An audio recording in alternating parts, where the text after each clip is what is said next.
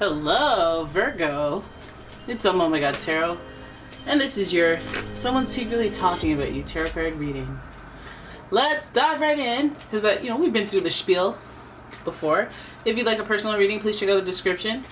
So look, there's a website, and let's get into it.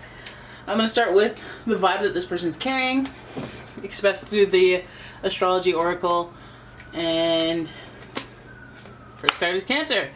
Alright, Virgo, so the energy is emotional, sensitive, caring, and loving. It may concern family, a mother, or a child. And that's interesting because Virgos are very attached to their mother, or they have mother issues, or there's something about that.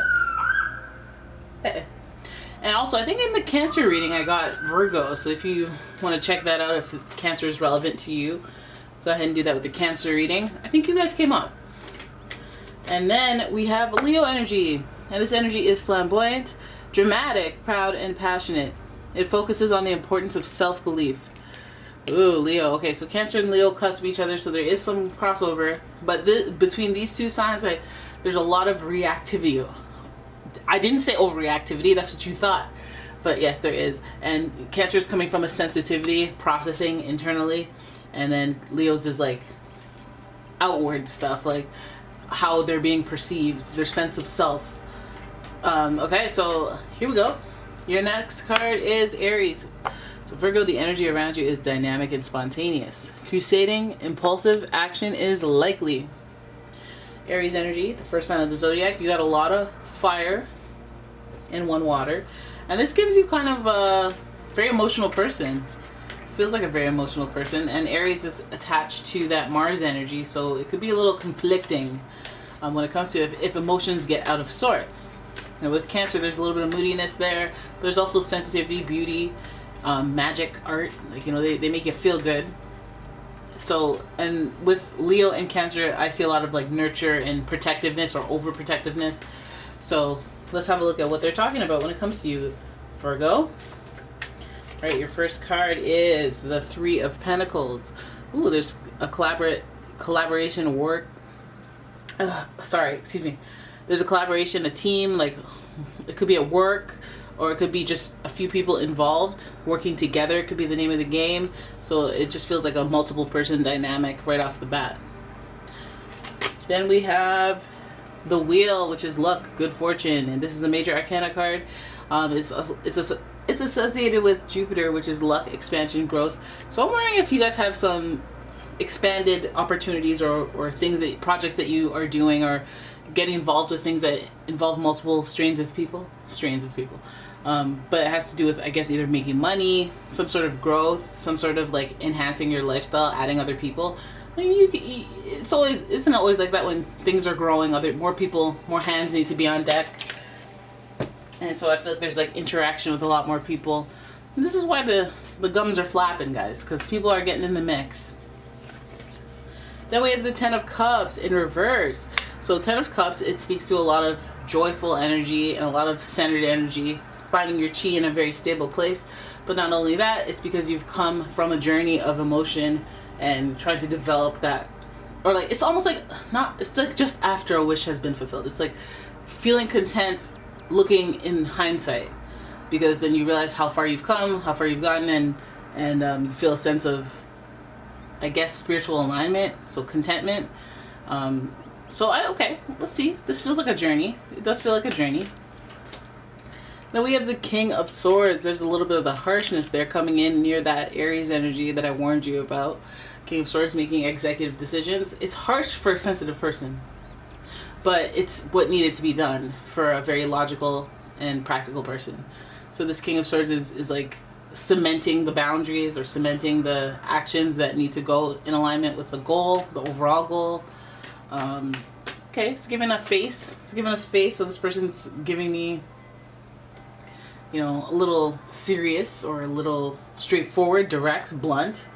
Okay.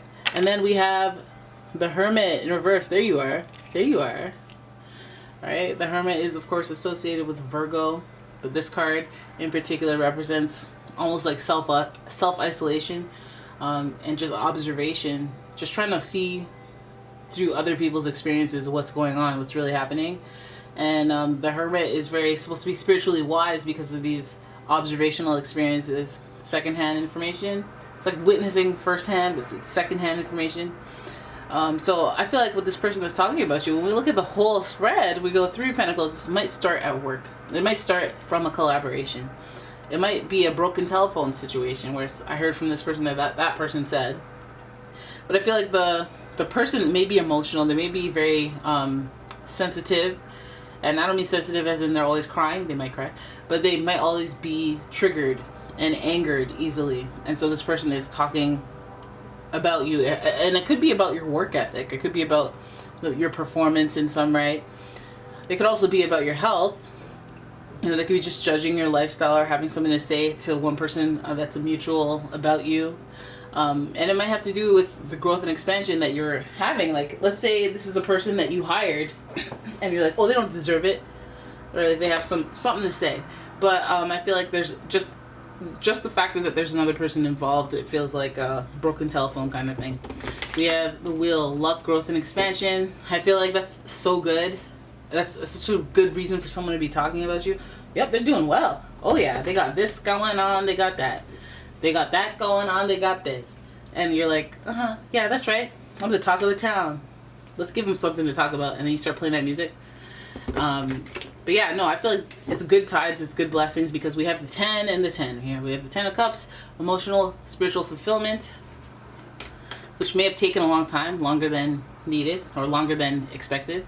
But I feel like it's like when somebody judges you based on what you have now, but they weren't part of the journey, and so they're judging you as if you don't deserve it, when they have no idea that you hella deserve it, and it's been long overdue. It feels like that.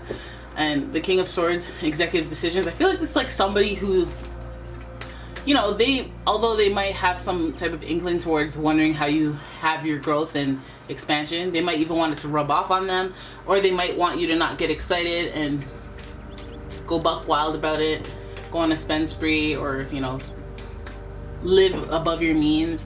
They might have something to say about that. This might even be like an accountant type person. It might be somebody just overlooking and being like, excuse me, if you stay on that pace, you're not going to have much money later, or you're not going to continue to have these blessings. So here's what you need to do.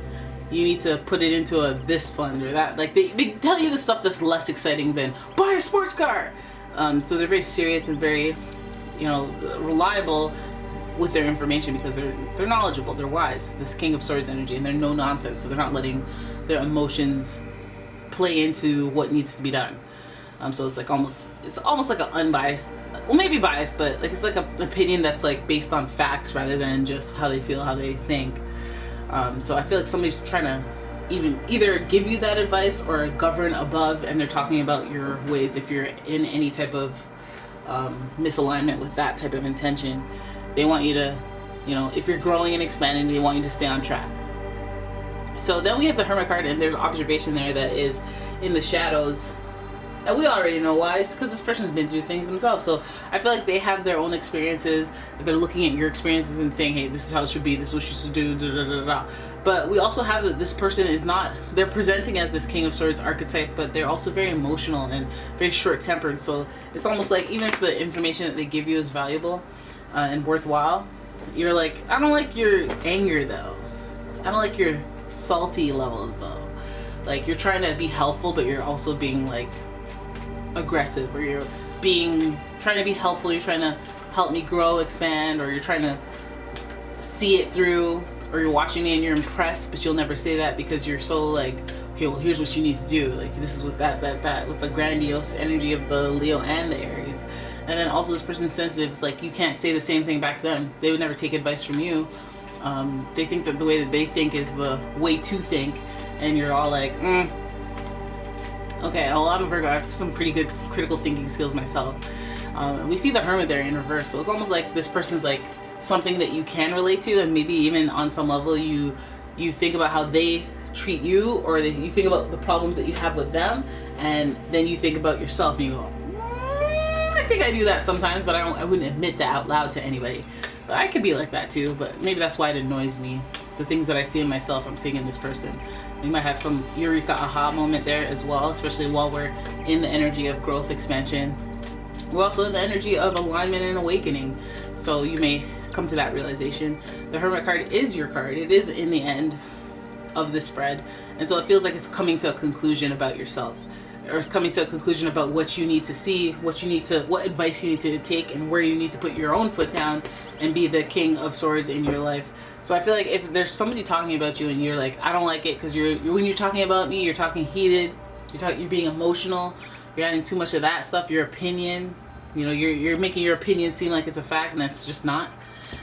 You have always something to say when I, you know, go up a notch, like I make more money, or I do better for myself, or if I don't even, like if I just buy something new, you always have something to say about it, like what should have happened, this, that, and the other thing. Captain Hindsight.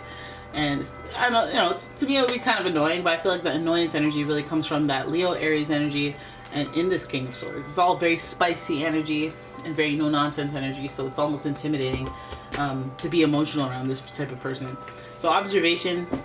I feel like if some of you guys even had the father type archetype representing the King of Swords, that's talking about you and how your structure should be and what you should do with with your own stuff. I feel like you guys are doing some observations of other people for your own constructive purposes. You're like, is it like this for everyone? Like, damn. Like, when you're interacting with this person, and maybe the liberation that you get is from hearing other people mix and mingle, other groups. Maybe you take your energy to a different group and see how they have experienced people who are like this. Like, do you have somebody talking about you and telling you what you should and shouldn't be doing? Or do you have people that are like, oh, they wouldn't dare say something like that to me. I know what I'm doing. And if I'm going to make a mistake, I'll make a mistake and then I'll learn from it. Like, I don't need hyper-aggressive counsel. And then in the other right, you might even observe somebody who's like, oh, I wish I had that. I have no structure in my life. I don't even know. I wish I knew how to get organized. I wish somebody was assisting me and creating a mentorship type situation. But again, that's all upon like your own personal observation of where this type of energy is perceived by you. Like, do you find it to be something negative? Well, you might find something negative in yourself that you're producing, that you're mirroring. Do you find it to be positive? It does. It might highlight something that you're lacking as well, like or something that you want to be, or it might even be just a teachable moment in how you deal with these types of people when they're talking about you. Like, maybe you're learning how to diffuse people who are irritable but like try to be factual, and you serve them up something fierce with your logic and your practicality. You go, okay, well, here's some facts. First and foremost, before you don't know me. You do not know me. You do not know my situation, and you're way off. And I don't really need to disclose my situation, but I'm going to tell you you're way off. And so whatever you think is fine by me, but I don't F's with it, because I know it's not accurate. So, you know, your credibility with me, shot. Completely shot. But go ahead and talk all the slander you want, you know. I have nothing but nothing or something good to say about you, so that people can really see who you are. You know, it's like you're figuring out how to maneuver this type of energy in your life. If they're saying something weird about you, or have something to say about your growth or your progress or your journey, dealing with those people, I guess that's something that everyone deals with, but it may be highlighted now, especially with these connections to like mother and just being super emotional. And if they're super emotional about it, then that means they're probably invested on some level. So, you know, this is about experience, y'all. It's about experience and enlightenment and figuring out how you deal with your connections. And so this person's talking about you, eh? So they're talking about you, but they're talking about you doing well, so that's good. All right, so that is your reading. I hope you guys enjoyed it. If you did, please give the video a thumbs up and subscribe to the channel. Please leave a comment, share the video. And if you'd like your own personal reading, please check out the description. There is a link to my website, as well as a link to my Etsy shop. And yeah, I will see you in the next one. Bye-bye.